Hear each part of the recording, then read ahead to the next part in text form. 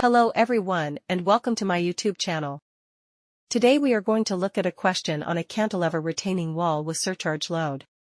The question reads: analyze the retaining wall shown in figure 4 for overturning, sliding, and bearing of soil, given the factor of safety is 1.5, the other parameters are as indicated.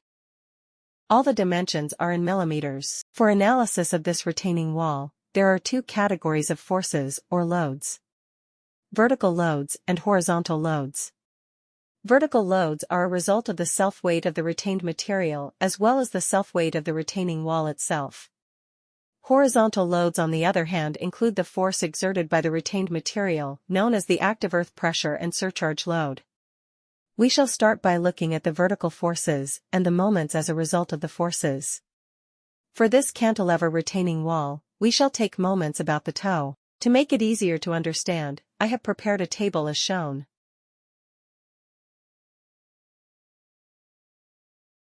Weight 1 or W1 is the weight of the retained material. We get the weight by multiplying the weight density by the volume. Volume is basically length times width times the height.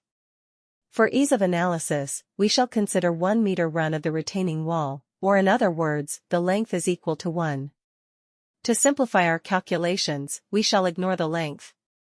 We shall do that for all the other weights, that is weight 1, weight 2, weight 3, and weight 4. Next we shall calculate the lever arms, or basically the distance from the centers of gravity of various weights to the toe of the cantilever. Remember, we are taking moments about the toe. This distances will depend on the geometric shape of the cross-sectional areas. For instance, x1, the distance will be as shown in the diagram. For x2, x3, and x4, the procedure will be the same. Next we shall calculate the moments. Moment is equal to force times distance. Therefore we shall multiply the weights by the lever arms. Once we do that, we shall get the values as shown in the table. After we do that, we get the summation of all vertical forces and all the moments due to the vertical forces. In the next step, we will calculate the horizontal forces and the moments due to the horizontal forces. As I had mentioned earlier, there are two horizontal forces: active earth pressure and surcharge load. Before we calculate these two forces, we need to calculate the coefficient of active earth pressure. The formula is 1 minus sine of phi divided by 1 plus sine of phi. The value is as shown. Before we calculate these two horizontal forces, it is important to sketch the pressure distribution diagrams.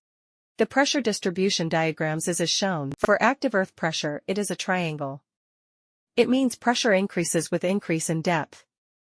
For surcharge load, it is a rectangle.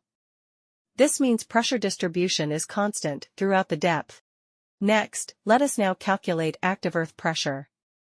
The formula is a half times the coefficient of active earth pressure times the density of the retained material times the height squared.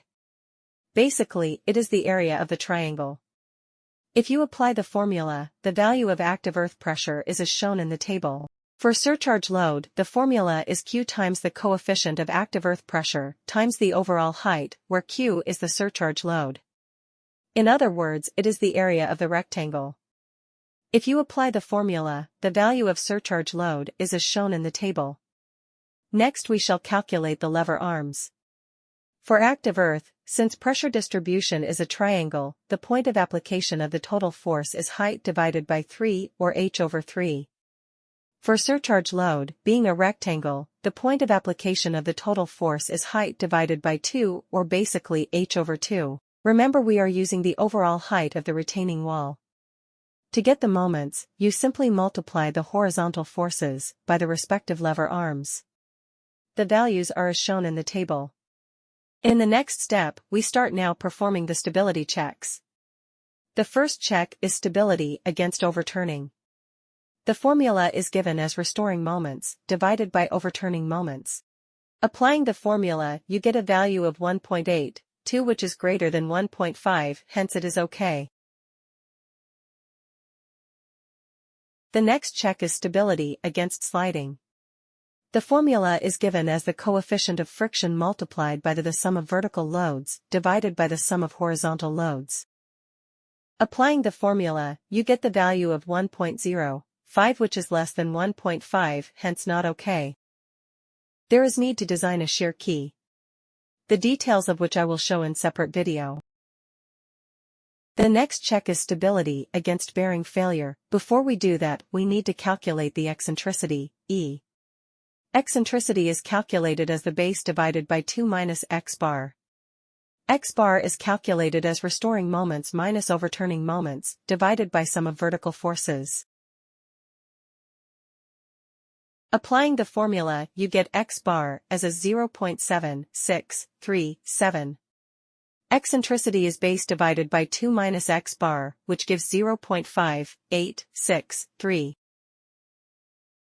Maximum pressure is given as P over A into brackets 1 plus 6 times eccentricity divided by the base, where P is the sum of vertical loads, and A is the area of the base.